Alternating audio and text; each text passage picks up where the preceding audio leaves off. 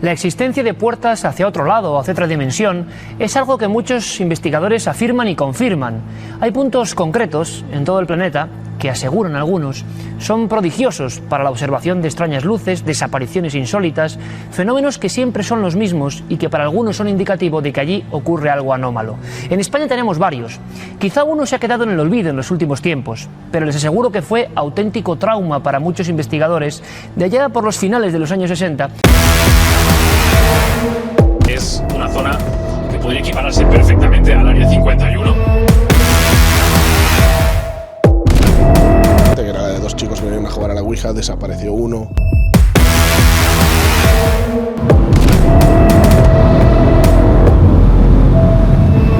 No es por nada, pero estando casi completamente a oscuras, este sitio da muy mal rollo.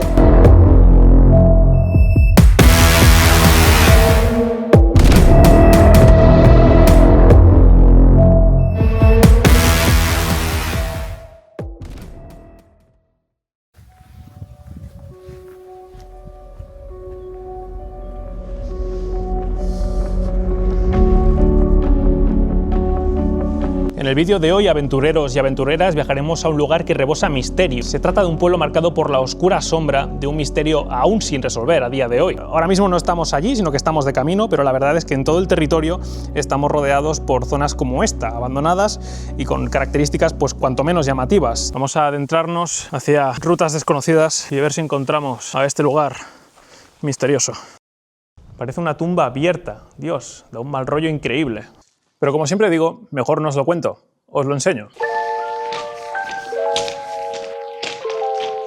Para intentar dar explicación a los extraños fenómenos que ocurrieron en la Musara, recorreremos prácticamente toda la provincia, encontrando aquellos lugares que tienen un halo de misterio. Ahora mismo estamos en una de las ubicaciones más conocidas del lugar, la vía abandonada más famosa de Tarragona, o probablemente una de las vías más famosas, donde es habitual encontrar fotografías tanto del vehículo, o lo que queda del vehículo que tenéis detrás de mí, como de toda la trayectoria de la vía.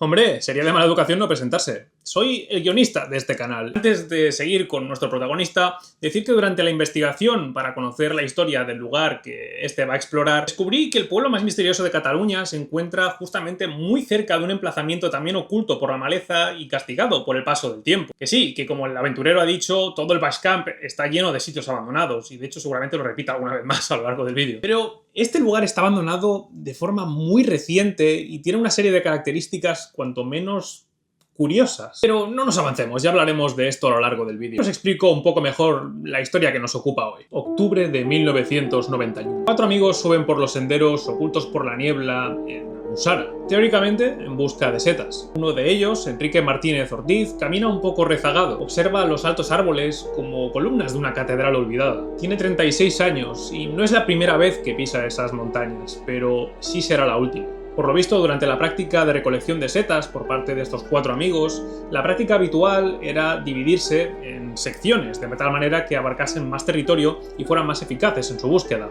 Lo que hacían era comunicarse mediante gritos para tener localizados a sus compañeros. Lo que no esperaban es que ese octubre de 1991, Enrique dejaría de contestar a los gritos de sus compañeros, desapareciendo para siempre. Horas más tarde encontrarían su cesta con algunas setas, pero no había ni rastro de él. Días después, Guardia Civil, grupos de rastreo, perros, helicópteros, rastrean la zona en búsqueda de Enrique, pero no encuentran nada, ni rastro, ni siquiera una pieza de ropa. Unos días después, uno de los amigos juraría haber visto unas figuras encapuchadas extrañas en la iglesia del pueblo, de la Musara. Incluso hubo gente que aseguraba haber escuchado la voz de Enrique, como si viniera del subsuelo. Y sé lo que muchos estaréis pensando, es posible que sencillamente se cayera en algún tipo de fisura en el terreno y, bueno, cada año desaparecen excursionistas de esta manera y después encuentran sus cuerpos. Pero lo curioso de esta historia es que 30 años después todavía no han encontrado ni rastro de Enrique. Desapareció sin dejar ningún tipo de prueba tras de sí. Aunque esta desaparición no es la única que ha ocurrido en la Musara. Durante el siglo XIX enterraron a un general carlista, Isidre Pàmies i Borràs, popularmente conocido como Cercós, a quien los enemigos, en aquel contexto histórico los isabelinos, querían asegurarse de ver muerto, por lo que acudieron a profanar el cuerpo en horas altas de la noche para dar con la sorpresa de de que tras desenterrar 6 tumbas no había ni rastro de su cadáver. ¿Qué creéis que es más factible? ¿Que saliera de la tumba y se fuera andando? ¿O que fuera absorbido por esa especie de portal dimensional de la Musara? ¿Será la niebla lo que causa las desapariciones? Veremos cómo lo resuelve nuestro aventurero. Perdonad la intromisión, os dejo ya con él. De camino a la Musara no he podido parar de fijarme en la cantidad de vehículos abandonados y no sé si esto es algo común en la zona o si es que la gente deja de pagar el seguro, los dejan ahí tirados y ya está, pero es que no es el primero. Si fuera solamente el que os he enseñado antes en las vías, digo, bueno, ok, pero como podéis ver, aquí tenemos otro y no es ni el primero ni el último, he visto unos cuantos de camino hacia aquí. Y he de decir que conforme nos acercamos al pueblo cada vez se hace más patente la niebla, parecía que no iba a haber, o por lo menos hacía muy buen día. Conforme entramos aquí es como si entrásemos en una dimensión paralela, o la sensación que tengo un poco es como de estar en algún lugar aparte del mundo real.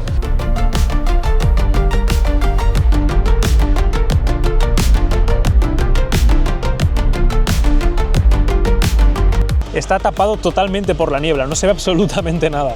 A lo mejor en la cámara se puede apreciar, pero desde luego en persona es imposible. De hecho, esto que tenemos al lado es la emisora de la Musara, que no sabía que existiera siquiera, y ahora al llegar al sitio digo, ostras, pues parece que tienen una emisora. Y sí, la verdad es que tiene sentido porque está todo lleno de estas antenas que parecen de radio o de comunicaciones, así que seguramente pues tengan la emisora local situada justamente al lado. Durante la tarea de investigación descubrí que, aparte del pueblo más misterioso de Cataluña, había un emplazamiento relativamente cerca que puede tener bastante que ver, o algunas teorías apuntan a que tenga algo que ver con la desaparición que ocurrió allí, y una de las desapariciones que hizo que el lugar se convirtiera en la leyenda que es a día de hoy. El sitio está deteriorado y oculto por la maleza, pero eso no quita que se haya conservado bastante bien a lo largo del tiempo, así que lo veremos también a lo largo del vídeo.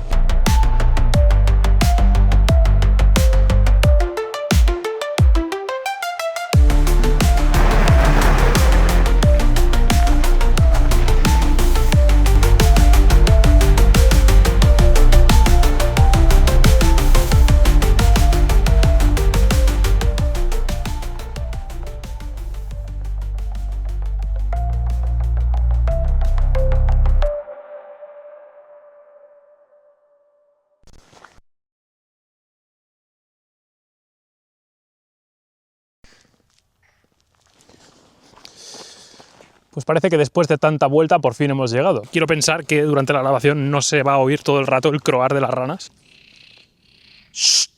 Esto que veis detrás de mí se teoriza que fue el medio de sustento del pueblo, al menos de la Musara, durante bastante tiempo, mucho antes de su abandono a mitad del siglo pasado. Concretamente, el final de la Musara data del 1959, punto en que los pocos habitantes que quedaban para aquel entonces abandonarían totalmente el pueblo. La fecha de abandono del pueblo coincide con la popularización de un invento que, si bien ya existía en el siglo XX o principios del siglo XX, no se popularizaría en España hasta aproximadamente los años 50, tirando hacia los 60. Este invento no es más que los congeladores domésticos, que hoy en día damos por sentado que tenemos herramientas para conservar la comida, pero claro, en los años 40 del siglo pasado no era algo tan fácil, al menos no de forma electrónica o mediante la tecnología que tenemos hoy en día. Por lo visto, en zonas de montaña como esta era popular lo que se conocía como pozos de hielo, que no era otra cosa que estructuras parecidas a esta, donde se almacenaba el hielo a lo largo de la temporada de invierno para poder venderlo conforme se acercaba un poco lo que viene a ser el verano. En Capafonts, Pradas o La Febró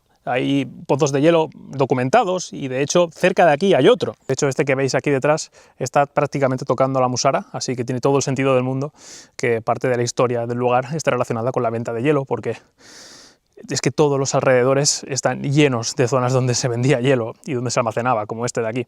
Esto no quiere decir necesariamente que lo que veis detrás de mí, esta zona, sea o fuera utilizada para ello. Yo creo que eso es más bien parte del mito, de la leyenda del lugar. De hecho, la zona principalmente vivía o bien de turismo o bien de la agricultura, ganadería y de los recursos que podían extraer de la naturaleza, como es la madera y la venta de esta. Aún así, como soy bastante escéptico, no descarto que en algún punto histórico esto lo utilizasen como bolsa de hielo. Porque la verdad, aunque no comparte la estructura con los que yo he podido ver, lo cierto es que sería una tontería desaprovechar un recurso como este, más teniendo en cuenta que esto era era el epicentro del pueblo. El procedimiento era el siguiente: lo que hacían, en teoría, compactar el hielo a lo largo de la temporada de invierno y posteriormente cortarlo en bloques para poder transportarlo a poblaciones más grandes cerca de aquí, como puedan ser Reus o Tarragona. Allí los mercaderes compraban para poder tener refrigeración en su negocio y algunos particulares también compraban, aunque era algo menos extendido. Generalmente esto era más para la industria o para que la gente pudiera tener una forma de conservar aquellos alimentos extraídos del mar y que se tenían que conservar. Lo cierto es que en aquella época hubo un éxodo masivo a las ciudades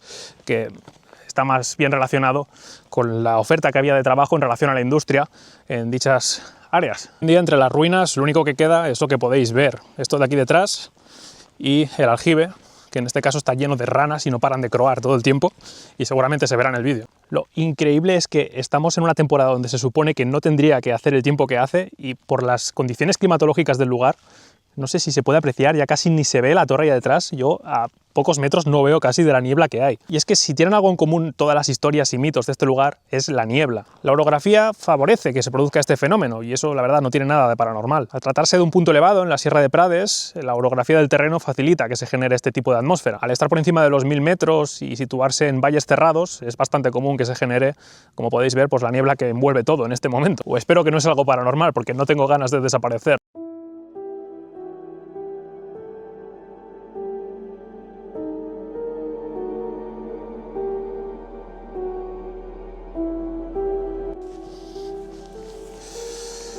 Y es que la leyenda que más me aterra de este sitio es la de las dos realidades, que tienen mucho en común con el pueblo más conocido, o uno de los pueblos más conocidos y terroríficos del mundo de los videojuegos, que no es otro que Silent Hill. Espero que la realidad que veis en cámara sea la realidad donde la gente no desaparece, pero se teoriza que hay como dos realidades, una donde la gente pues se disipa en la niebla o se teletransporta a otra dimensión, y la realidad que espero sea la que estáis viendo en cámara, evidentemente.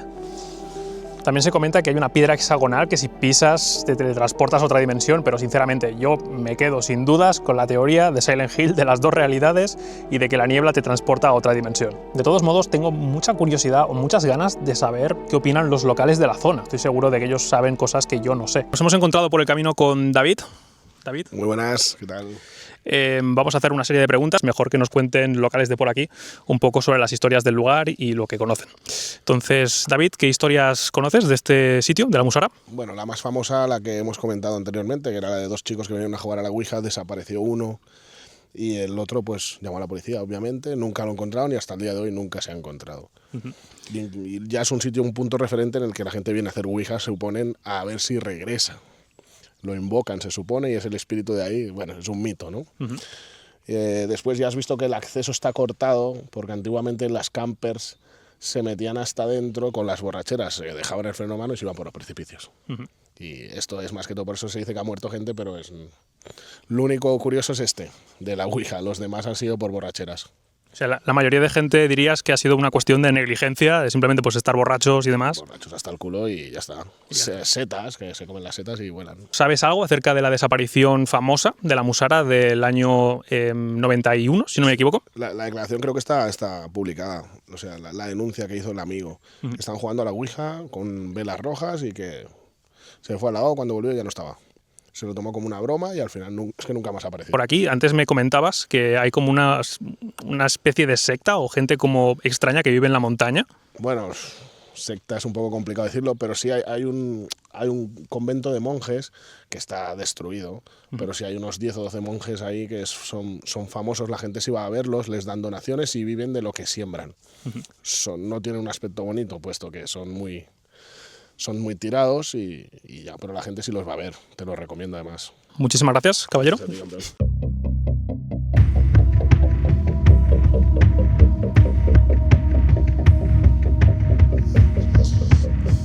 Y recordáis que hay un sitio que está muy cerca de aquí, que he comentado antes, que puede tener que ver con toda esta historia de la desaparición. Si pensabais que la Musara daba mal rollo, preparaos para el sitio donde os voy a llevar ahora.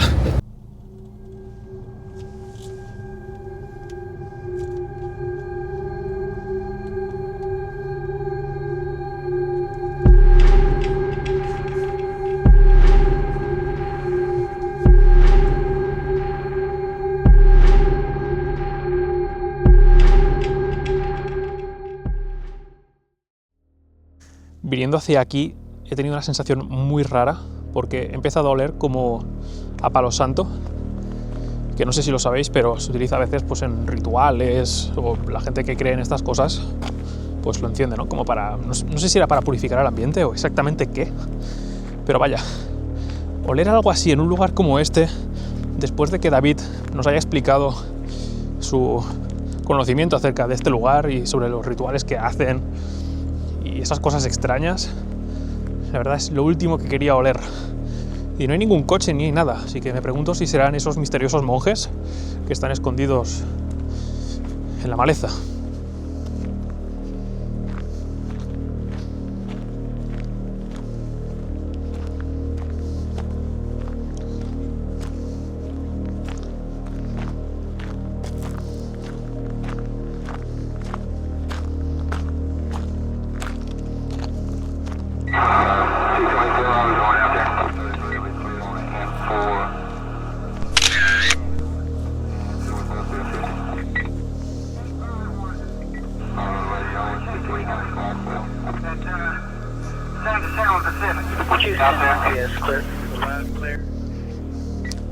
La verdad, el lugar es imponente, no sé ni qué decir.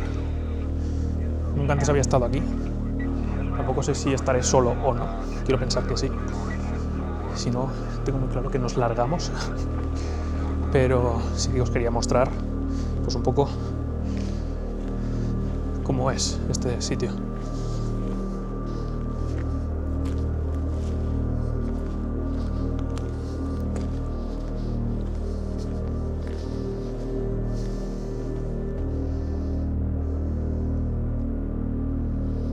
El lugar que veis detrás de mí se creó con la intención de formar a soldados para tener una buena defensa del territorio. De hecho, se organizaban mediante un sistema distinto al que se utiliza hoy en día a nivel de distribución de las áreas a cubrir por el ejército. En 1972 se cambiaron las funciones a realizar y sobre todo dejó de ser un centro para la formación. Lo que no he conseguido encontrar es información acerca de qué uso le dieron a este sitio a partir de ese punto. Y es que si la Musara se deshabitó en 1959, este lugar se inauguró en 1951. Estamos hablando de que durante 8 años los pocos habitantes que quedaban allí y los soldados que se entrenaban aquí compartieron prácticamente espacio. Y no sé vosotros, pero siempre me ha parecido sospechoso que un lugar como este tipo de instalaciones, una vez cediera la actividad principal de formación, quedase en un limbo, sin saberse muy bien qué tipo de maniobras se llevaban a cabo. Y sobre todo, lo más importante para esta historia, recordemos que desde el 91 hasta aproximadamente el 2000, este lugar seguía en activo, coincidiendo precisamente con la desaparición de nuestro amigo Enrique. Si bien hay mucha gente que aúne las teorías de la desaparición de Enrique y la existencia de un cuartel militar que nadie sabe muy bien para qué se utilizaba en aquella época, a mí me parece cuanto menos curioso que estén tan cerca y que nadie o prácticamente ningún medio haya hablado de ello. En origen, en este lugar se formaban soldados que realizaban maniobras pues ligadas a la actividad militar y sobre todo practicaban deportes a nivel de competición, porque incluso dispone de una piscina propia. Es increíble, formaban equipos, practicaban deportes. Era básicamente la vida militar, pero en unas instalaciones donde se formaba a nuevas incorporaciones del ejército. Esto no solo es llamativo por la inmensidad del complejo, que también, sino porque llama la atención que esté en un lugar tan remoto y cubierto de toda esta niebla. El hecho de que haya una niebla que lo cubre todo, la verdad es que hace del lugar de todo menos hospitalario. Y es que hay momentos en que la niebla prácticamente no me deja ver lo que tengo delante. Aquí, como podéis ver, hay una de las entradas hacia las instalaciones del ejército. Seguramente aquí habría literas o algún tipo de estructura para albergar a los soldados. Hemos dado con una de las piedras hexagonales que hacen de este lugar una leyenda.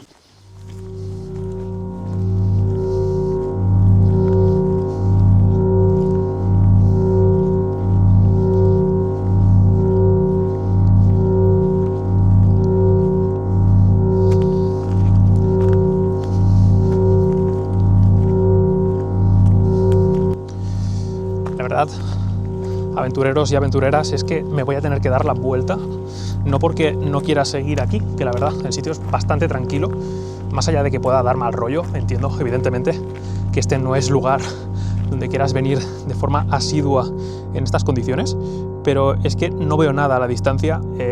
Evidentemente es una zona de ruinas y hay zonas donde es peligroso pisar, se me ha hecho totalmente de noche, así que vamos a volver al refugio donde intentaremos dormir y a partir de ahí vemos qué hacemos mañana. Es muy curioso que no aparezca en las historias que hay en internet acerca de este sitio, acerca de la Musara, acerca de la desaparición o desapariciones. No sé, es como si algo no cuadrase, como si hubiesen intentado ocultar la historia, cosa que teniendo en cuenta los antecedentes de este país, pues tampoco sería tan raro, ¿verdad?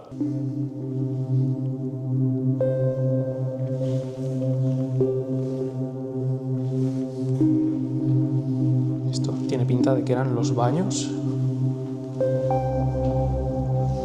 El suelo tiene una textura extraña. Me imagino que aquí se bañarían los soldados.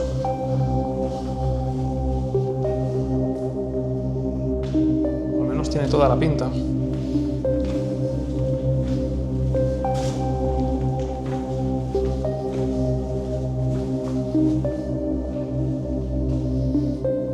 Siempre que visito un sitio abandonado como este, no falla.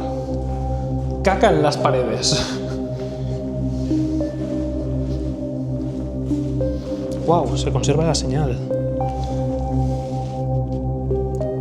Zona A1. Supongo que es como lo tendrían organizado.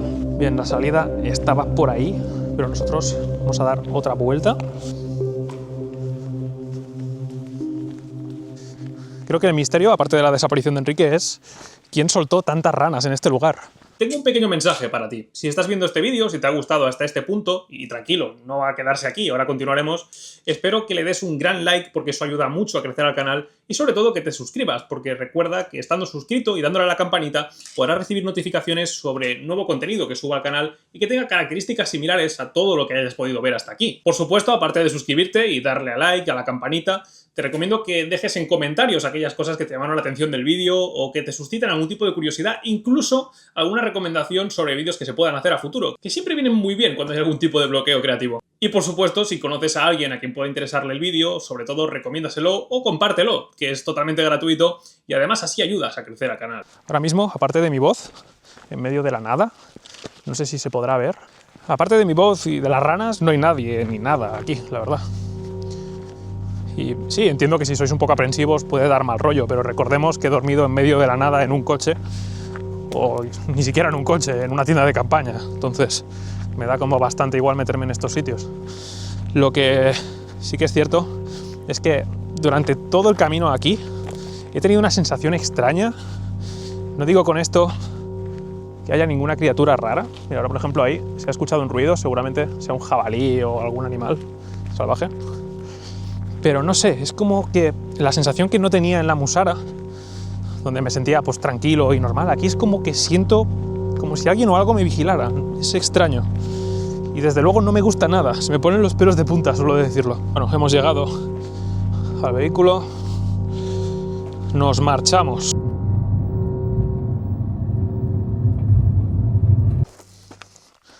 Como comentábamos antes, ha llegado el momento de hacer la cena. Los verdaderos fans recordaréis esto, pues va a ser la cena de hoy. Esta vez va a ser el pollo al curry con arroz y para prepararlo, por si no estáis familiarizados, la forma más sencilla es calentar agua y echarla aquí dentro. La verdad es que se tarda 10 minutos y es súper fácil de hacer. Vamos a comernos las raciones militares, que es lo que toca. Ya que estamos cerca de un cuartel, es lo que hay. Vais a ver lo que es una cena delicatessen.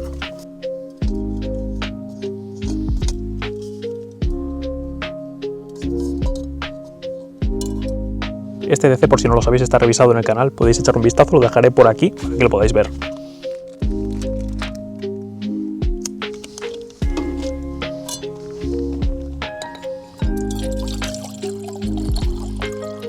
Abrimos una cantidad considerable de agua.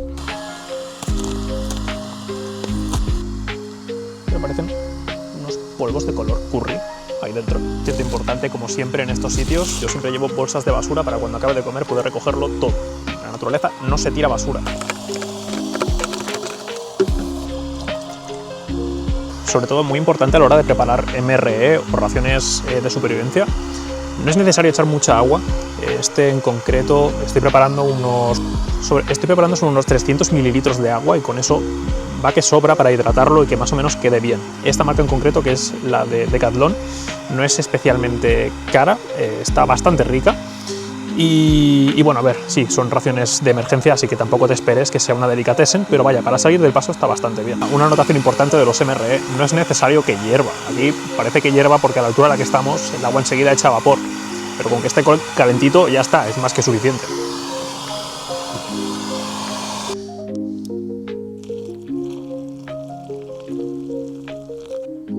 Tiene un aspecto cuanto menos peculiar. No os voy a mentir, huele bastante rico.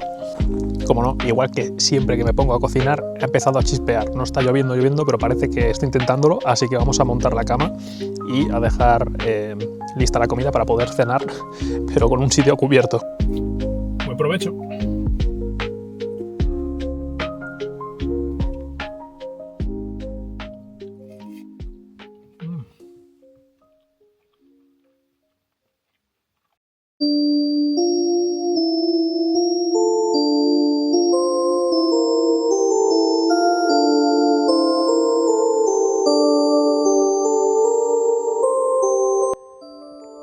Bueno, aventureros, no sé si se verá correcto ahí atrás, tenemos todo cerrado, la cama hecha, así que nos disponemos a dormir en la musara y mañana cuando nos despertemos seguiremos grabando y seguiremos narrando la historia de cómo hemos visitado este lugar.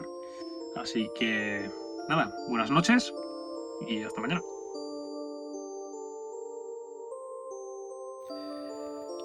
Buenos días, me acabo de levantar. Bueno, buenos días, ahora sí. Me he despertado un par de veces durante la noche porque ha venido como gente al parking donde estaba. No he tenido problemas, o sea, no me ha molestado ni nada, pero bueno, siempre que se acerca alguien con un coche o demás, pues evidentemente uno se despierta. Aquí, como podréis ver, no sé si se verá, son las 6 menos cuarto o menos 13 por ahí. Así que nos vamos a poner ya en marcha, porque tampoco quiero llamar la atención y estar aquí a las 7 u 8 no es algo que me interese. Vino como un coche que empezó a pegar acelerones y luego se marchó, que eso sí que me resultó molesto, pero quitando eso, la verdad es que he dormido bastante bien. También como a las 2 de la mañana vino un camión de la limpieza a recoger unos cubos de basura que hay como aquí cerca. Me pareció bastante extraño, o sea, ¿en qué momento viene el camión a recoger la basura a estas horas? Pero bueno, por lo demás, sinceramente he dormido muy bien y nos vamos a poner en marcha de nuevo.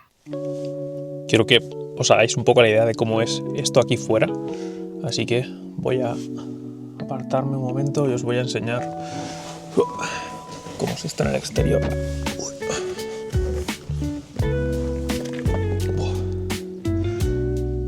Está bien, pero bien nublado, aunque nada que ver con la noche. Ahora por lo menos se ve algo en la distancia, se ve incluso el coche que hay por aquí. Por la noche no se veía absolutamente nada.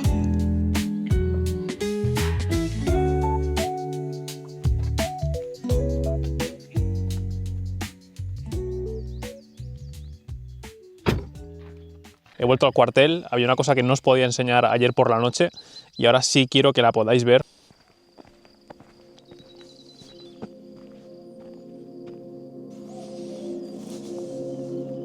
Quizás uno de los lugares más llamativos es este, una piscina abandonada, y es que el complejo contaba incluso con una piscina para los cadetes. Y es curioso porque hasta hace poco este sitio estaba relativamente abierto.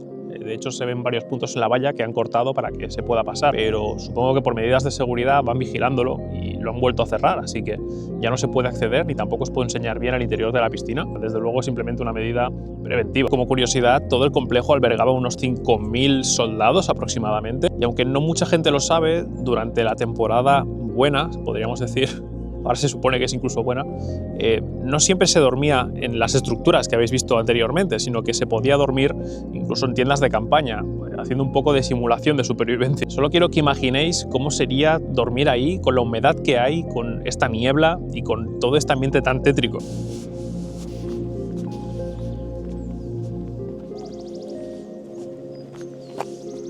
La verdad que qué diferencia caminar aquí de día a caminar aquí de noche, no tiene nada que ver.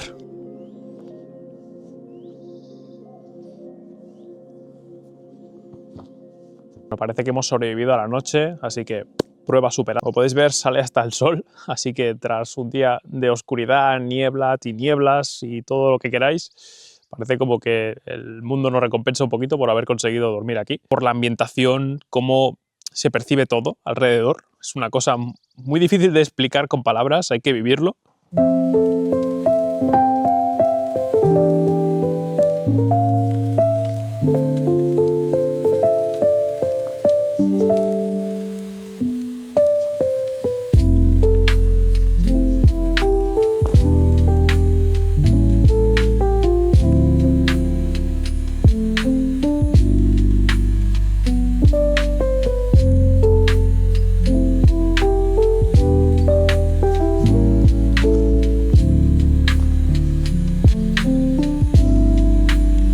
Se suponía que este sitio lo iban a restaurar, pero como podéis ver, me parece que será otro de esos monumentos al pasado que quedan para el retrato de la nostalgia.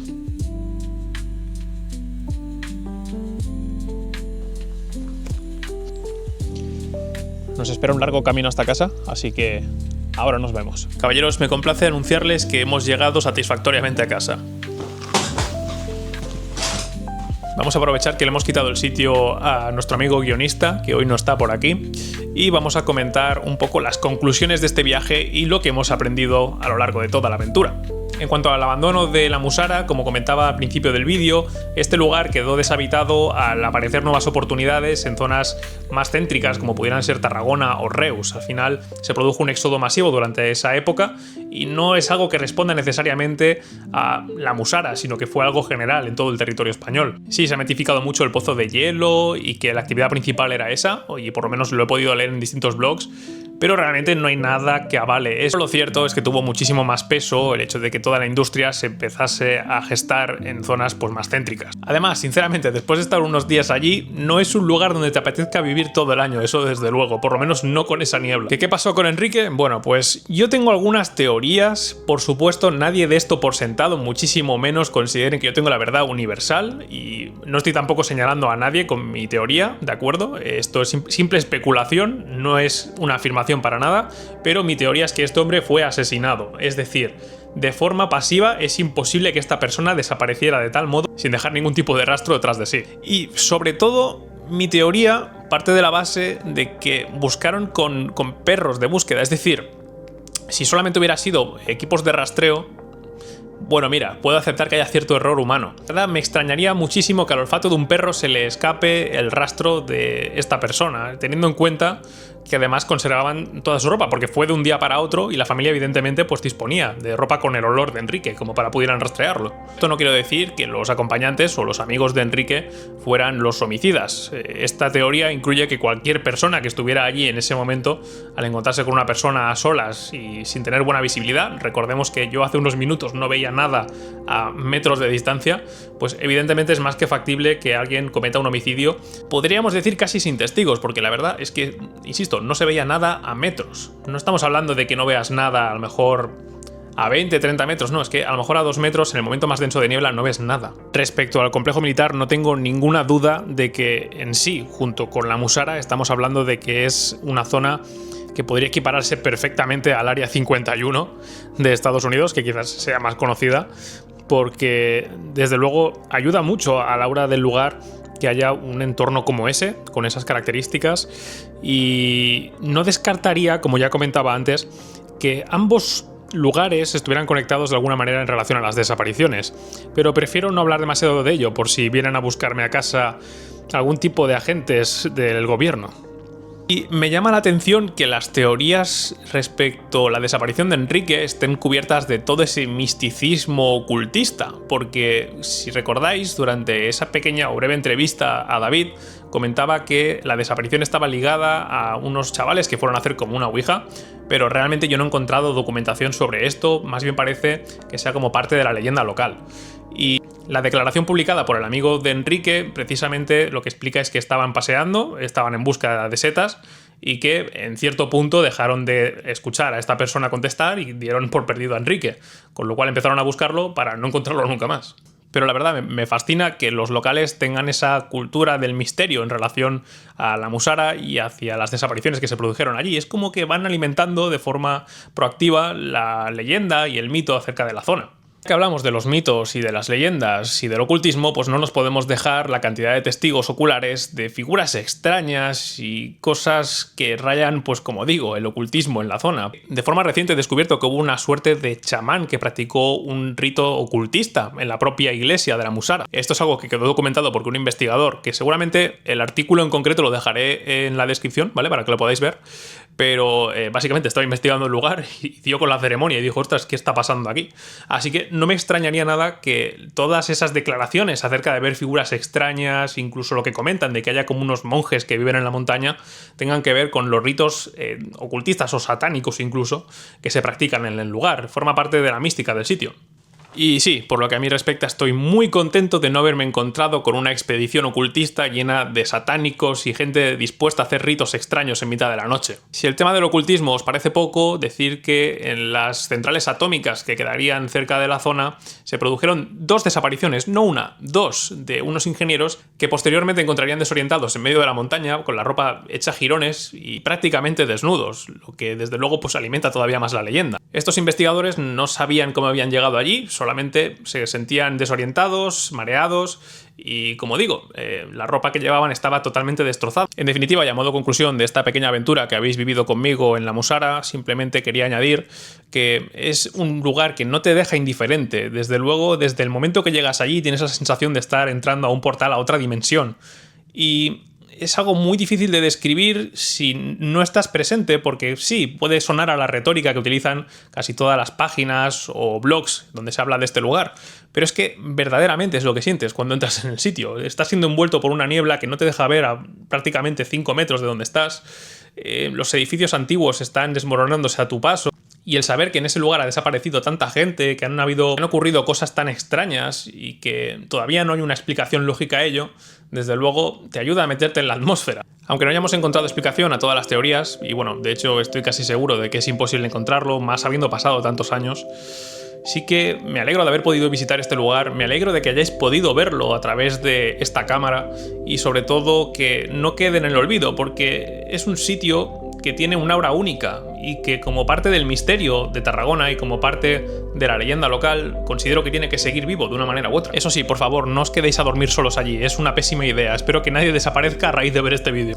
Ah, y por supuesto, aunque el guionista lo ha comentado a principio de vídeo, quería deciros que si os ha gustado, os animo a que le deis un fuerte like, lo compartáis a aquellas personas que puedan tener interés en el mismo y sobre todo que comentéis vosotros qué teoría tenéis sobre este lugar, qué creéis que ocurrió con la desaparición de Enrique y sobre todo, en el caso de que haya una mística en relación al ocultismo, ¿qué consideráis que sucede en este extraño lugar? Como siempre digo, no olvidéis suscribiros, estaré atento a vuestros comentarios y nos vemos en próximas aventuras.